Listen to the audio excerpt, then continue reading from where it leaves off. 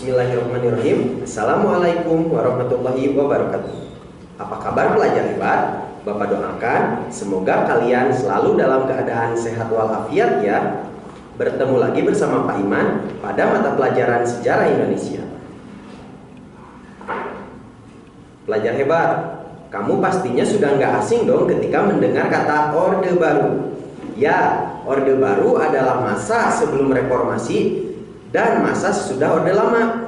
Sekedar informasi saja nih. Jadi yang memberi nama Orde Lama itu adalah pemerintahan Orde Baru. Padahal Bung Karno tidak suka dengan sebutan itu. Ia lebih suka disebut Orde Revolusi. Nah, pada kesempatan kali ini kita akan mempelajari kehidupan politik dan ekonomi masa Orde Baru. Berlangsungnya pemerintahan Orde Baru di Indonesia diawali sejak terjadinya gerakan G30 SPKI atau Gerakan 30 September yang melibatkan PKI dan menewaskan beberapa pimpinan tertinggi Angkatan Darat. G30 SPKI berhasil diatasi oleh Soeharto selaku Panglima Kostrad atau Komando Strategis Angkatan Darat. Soeharto bertindak mengatasi gerakan tersebut berdasarkan Surat Perintah 11 Maret 1966 atau Super Semar yang ditandatangani oleh Presiden Soekarno. Pada 27 Maret 1968, MPRS kemudian mengangkat Soeharto menjadi presiden dengan tugas utama menyelenggarakan pemilu. Soeharto menamakan masa kepemimpinannya sebagai Orde Baru. Selanjutnya, Presiden Soeharto telah bertekad untuk melaksanakan Pancasila dan Undang-Undang Dasar 1945 secara murni dan konsekuen. Pembangunan di segala bidang yang direncanakan secara bertahap dirumuskan melalui rencana pembangunan 5 tahun. Pada masa Soeharto, itu menggunakan demokrasi Pancasila, yaitu yang pertama, pemerintah dijalankan berdasarkan konstitusi. Selanjutnya, pelaksanaan pemilu diselenggarakan setiap 5 tahun sekali. Selanjutnya, penghargaan terhadap hak asasi manusia serta adanya perlindungan terhadap hak-hak minoritas. Selanjutnya, semua aturan dasar harus dilandasi oleh pasal-pasal yang tercantum di dalam Undang-Undang 1945. Presiden memiliki kewajiban melaksanakan keputusan-keputusan MPR sebagai mandataris dan bertanggung jawab kepada sidang umum MPR. MPR membagi kedaulatan kepada lembaga negara selain Presiden dan DPR.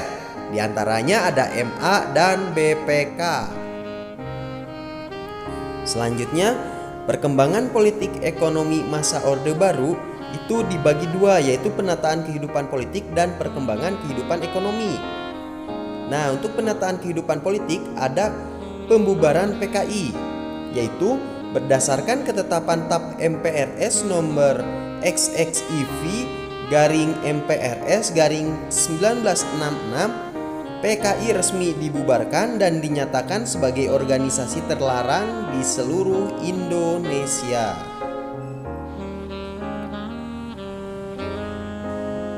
Selanjutnya, ada penyederhanaan partai politik. Pada masa Orde Baru, partai politik itu hanya 3. Yang pertama ada Partai Persatuan Pembangunan atau P3 yang merupakan gabungan dari Nahdlatul Ulama atau NU, Parmusi, Perti, dan PSII. Yang kedua ada Partai Demokrasi Indonesia atau PDI, merupakan gabungan dari Partai Nasional Indonesia atau PNI, Partai Katolik, Partai Murba, IPKI, dan Parkindo. Yang terakhir adalah Golongan Karya atau Golkar.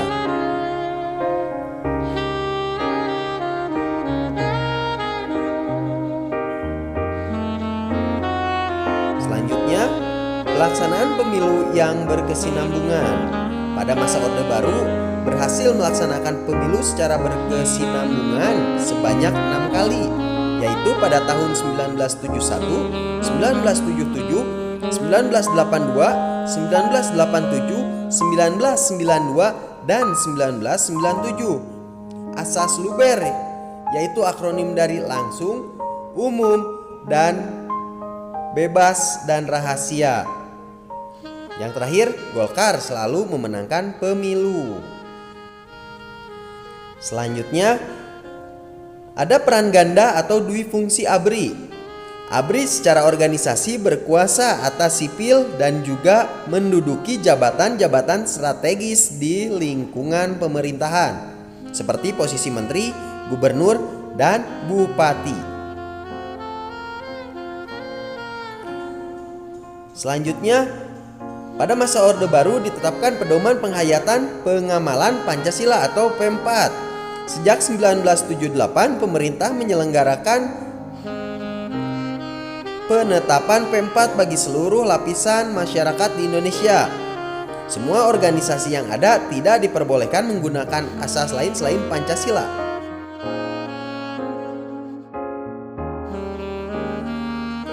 Yang terakhir, ada penetapan politik luar negeri Indonesia. Indonesia kembali menjadi anggota PBB pada 28 September 1966. Indonesia juga membangun hubungan bilateral dengan Malaysia.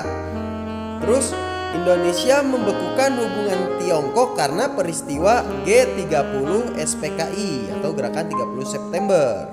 Nah, sekarang kamu sudah tahu kan seperti apa kehidupan politik dan ekonomi masa Orde Baru. Meskipun kamu tidak mengalaminya, setidaknya kamu sudah mengetahui beberapa hal penting yang terjadi pada masa Orde Baru. Nah, pengaruh dari kebijakan-kebijakan yang tadi disebutkan, oleh karena itu menjadi sangat penting karena antara satu dengan yang lainnya saling berkaitan. Nah, pelajar hebat, bagaimana? Kalian sudah mengetahui ya apa saja rencana pembangunan 5 tahun tersebut. Sekian video kali ini. Terima kasih sudah mau belajar dan menonton video ini. Wassalamualaikum warahmatullahi wabarakatuh.